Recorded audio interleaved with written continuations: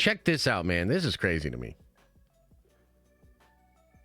Disney reveals $645 million spending on Star Wars show Andor.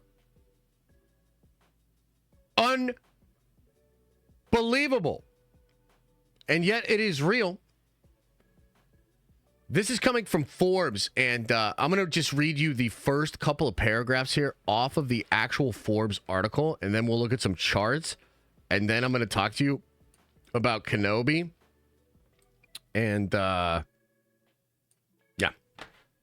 Okay, so check this out here. Says, Disney reveals $645 million spending on Andor.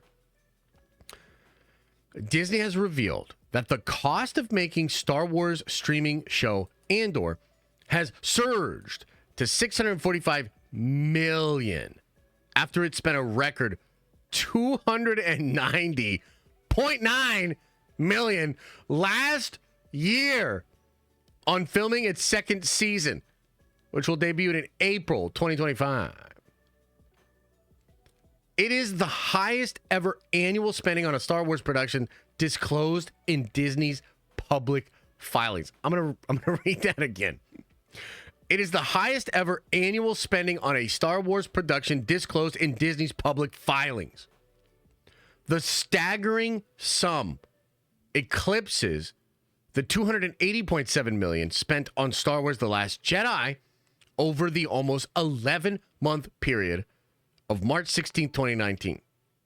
Likewise, it is higher than the $243.8 million cost of The Force Awakens, Disney's debut entry into the sci-fi saga during a year ending November 15, 2016.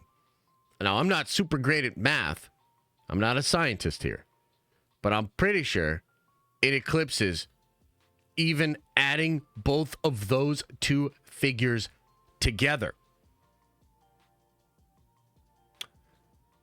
Remarkably, the cost of Andor's second season is set to soar even higher, as the $290.9 million was spent during the year, November 22nd, 23, which doesn't even count all of the shoot.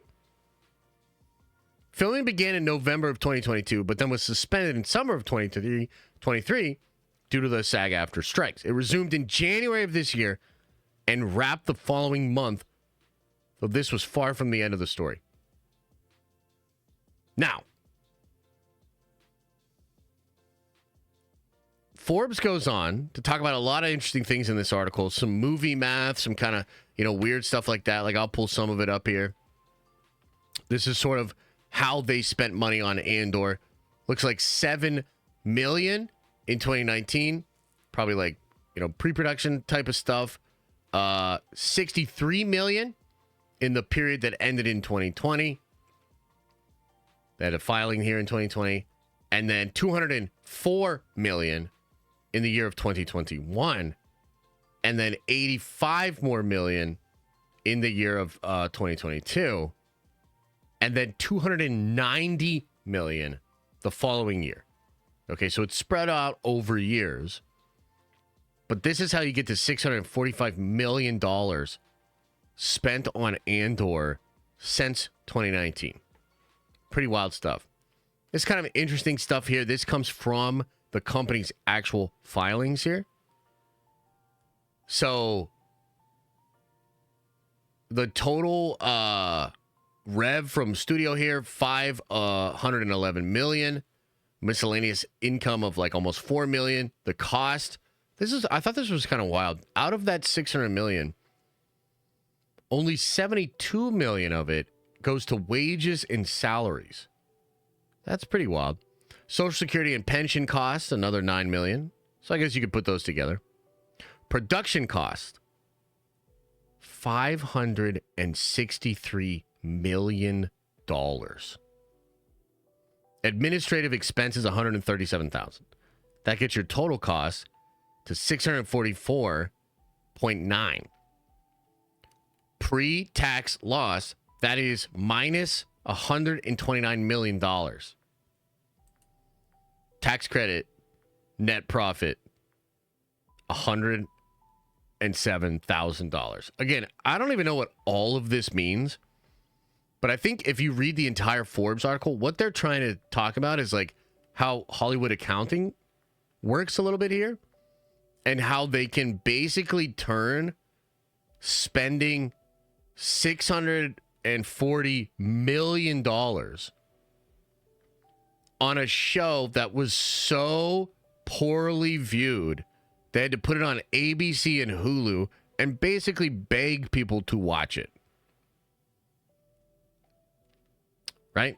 So a little bit of like Hollywood goobly glob there as far as like how all of that works. But here's the deal, man. Here's the deal. Why does this even matter? I mean, I guess on the one hand it matters because it seems like Kathleen Kennedy hates Disney. I mean, that's the only way I can explain a lot of these decisions that have been made over the past couple of years. Why you would spend this much money on a show that is a spin-off of a spin-off in which the main character dies. It just defies all logic and reason. It doesn't really make a lot of sense. Okay? I know that some of you guys like Andor, which I still don't fully get because I think it's not Star Wars. But even if you like Andor, how does it make sense to make 2 seasons of a show and spend even more in the second season when you realize the viewership is that low? You're talking about a budget bigger than The Force Awakens and The Last Jedi combined. Combined. So I think it just shows that like I don't know what's going on with Lucasfilm. Up until The Acolyte got canceled, it seemed like reality was not a thing over there. That they didn't actually have to like make money and that they could maybe lose infinite money. And it didn't matter. So that's like the first thing is like, you know, I think the reason Forbes is bringing this up is that they're basically saying like, this is crazy. And if I was an investor in Disney, I would feel weird about this. If I was a human being dealing with financial struggles over the past couple of years, a really tough economy and inflation, I would feel weird about $640 billion being spent on 2 seasons of television for a corporation. That's pretty wild. That is pretty wild. Now, as a Star Wars fan, or a former Star Wars fan, I think the thing that bugs me the most about this is the Ewan McGregor connection. Okay, now I brought this up on Twitter earlier today, but like, guys, the person that should be most upset about these numbers is Ewan McGregor. Ewan McGregor was courted to return as Obi-Wan. He loves that character. He loved coming back to that role. And Disney literally spent 1/6 of the budget that they did on Andor on his show. $90 million was the total budget of the Kenobi show. $90 million.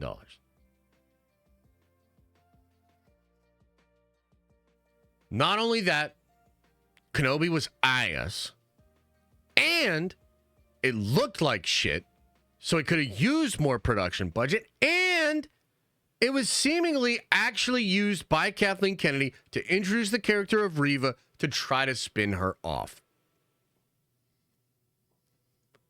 That's where the real incompetence comes in. That's where my real frustration as a fan comes in. What are we doing here? The 2 most iconic characters in the whole franchise, maybe not the 2, but like Anakin is that guy. Kenobi, I think, is that guy too. And you're bringing back the 2 stars of the prequel for the first time ever. Should have been the biggest deal in the world. At minimum, it should have had double the budget it had. And if we're throwing around money like this, Disney, you're giving Tony Gilroy almost $300 million for a season for a franchise that he doesn't even fucking like. I think you can give a little bit more money to Ewan McGregor and to Hayden Christensen for the Kenobi show. Like, that is so ridiculous. I don't understand it. And then they wonder why the Star Wars fandom is so divided and fractured, right? You spent a pittance on the show that should have been the biggest show, which, by the way, do you want to know the fucking numbers of Kenobi? If you look at the numbers of the Kenobi show, you can look them on Nielsen charts, you can look at them all, like they're pretty well documented. They are so much bigger. The biggest show ever to date that Star Wars had. The biggest premiere to date that they had. Why? Because it's those characters. It all went downhill from there. You're going to take the biggest characters, the biggest platform, the most views you will ever have, and you're going to deliver a sixth of the budget. It all fell apart after that because the vast majority of those people that checked out Kenobi didn't even finish the show, let alone watch the next one or the next one or the next one. You can look at the numbers. You can look at the numbers. It all started with Kenobi. That was the straw that broke the camel's back, and then we watched it try to drag itself across the desert for the next 2 years. Every single Star Wars show after that had a decline in viewership over the one that came before. Except maybe Ahsoka, which pops up after Andor because Andor had such low numbers. Even Mando Season 3 saw a 30% reduction in its initial episode viewership as compared to Season 2. That's the actual one that people liked. Like, they fucked it up so bad that even the hit show got a 30% reduction. So this story is really not so much about Andor. I'm actually really interested in this next. And first of all, I want to see what $300 million looks like. I've also heard the second season of Andor will be much more Star Wars-y because they realize that's probably something you should do with a Star Wars show because nobody watched the first season. So I'm excited about Andor Season 2. I'm still going to check it out. I'm not going to try to say this is all Tony's fault or this is all Andor's fault. No, this is Kathleen Kennedy's fault. And the real story here is not about Andor. It's about the incompetence of the president of Lucasfilm for the past 5 years, a person that doesn't seemingly have to face reality in any way, shape, or form, and the biggest fumble of all time in using a fraction of the money that was used on Andor, a spinoff of a spinoff that has a character that is dead. They used a fraction of the budget that they did for that show on a show with the two biggest characters in Star Wars, a true chance to turn the brand around. That's really what the story's about. I kind of can't believe this is real, but again, it is Kathleen Kennedy and it is Lucasfilm. So I can believe that this is real. When will it end? When does this nightmare stop?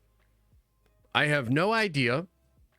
And until it does, I will continue to talk to you guys about these different stories, which amount to jump scares in the ongoing nightmare that is the current run of Star Wars.